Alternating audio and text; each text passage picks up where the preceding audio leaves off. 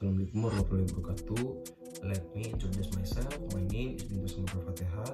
With name 41824166. I am a second semester student at the Indonesian Computer University. My minor is Social and Political Science. My student program is Communication Science. Di sini aku menjelasin tentang basis sosial dan teori komunikasi. Basis sosial dan teori komunikasi itu terbagi menjadi 3. Yang pertama ada paradigma teori konvensional, yang kedua ada paradigma kritis dan perspektif komunikasi, dan yang terakhir ada paradigma teknologi media. Langsung saja kita ke materinya. Paradigma teori konvensional adalah kerangka berpikir ilmiah yang menekankan pada objektivitas, rasionalitas, dan pendekatan empiris dalam memahami realitas. Paradigma ini berlandaskan pada keyakinan bahwa kebenaran bersifat tetap dapat ditemukan melalui metode ilmiah dan terpisah dari nilai-nilai subjektif penelitian. Paradigma ini banyak digunakan dalam ilmu-ilmu alam dan sosial dengan pendekatan kuantitatif. Ada beberapa tokoh dan POV dari mereka masing-masing beserta teori atau modelnya.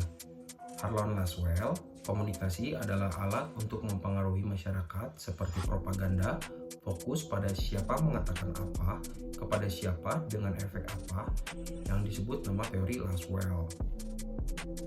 Yang kedua ada Claude Shannon dan William Weaver.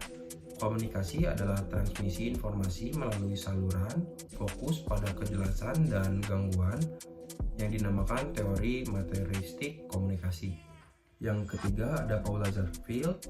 Media tidak langsung mempengaruhi semua orang, tapi melalui perantara opinion leaders. Nama teorinya teori aliran 2 langkah. Ada David Berlow. Komunikasi terdiri dari sumber, pesan, saluran, penerima. Nama teorinya adalah model SMCR. Dan yang terakhir ada Wilbur Scarm. Komunikasi adalah proses berbagai makna, tapi masih satu arah dengan elemen umpan balik sederhana. Modelnya bernama model Scarm. Lanjut ada yang kedua, yaitu pengertian paradigma kritis. Paradigma kritis dalam ilmu komunikasi adalah pendekatan yang melihat komunikasi bukan sekedar proses teknis atau mekanis, melainkan sebagai alat ideologi dan politis yang berperan dalam menciptakan, mempertahankan, atau menantang struktur kekuasaan dalam masyarakat. Paradigma ini lahir sebagai kritik terhadap paradigma konvensional yang dianggap terlalu netral, mekanistik, dan mengabaikan konteks sosial, politik, dan budaya.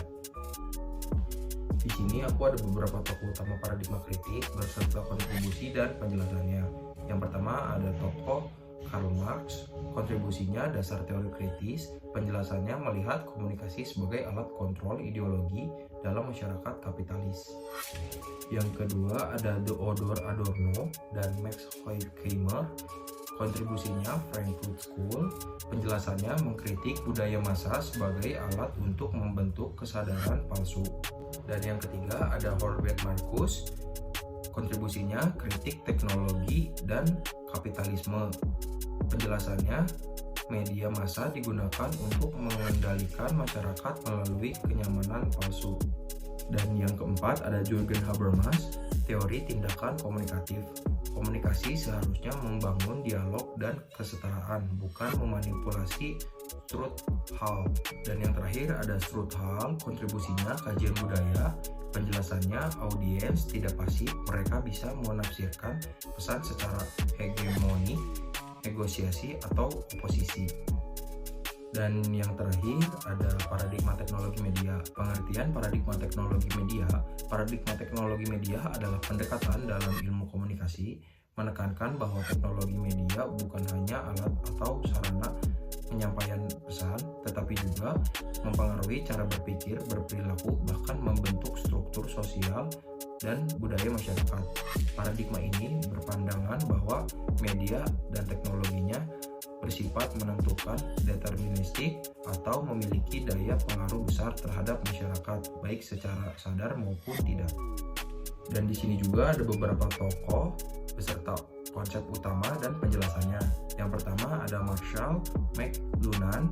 Konsep utamanya the medium is the message. Penjelasannya media mempengaruhi cara manusia berpikir dan berinteraksi lebih dari isi pesannya.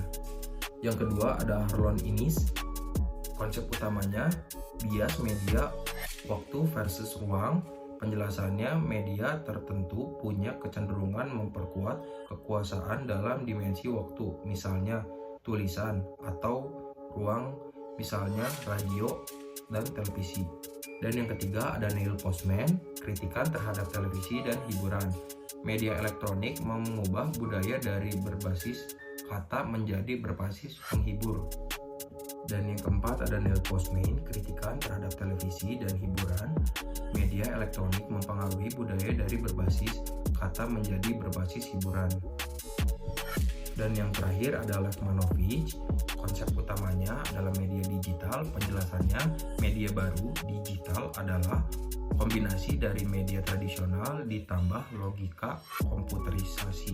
Paradigma teknologi media mengajarkan bahwa teknologi bukanlah alat netral tetapi memiliki kekuatan untuk membentuk cara kita hidup, berpikir, dan berinteraksi. Paradigma ini membantu kita memahami bagaimana media mempengaruhi persepsi budaya dan struktur sosial dalam jangka panjang. Dalam era digital yang terus berkembang, paradigma ini tetap relevan untuk kajian dampak sosial dan budaya dan inovasi teknologi. I hope the material I present can be understand. Wassalamualaikum warahmatullahi wabarakatuh.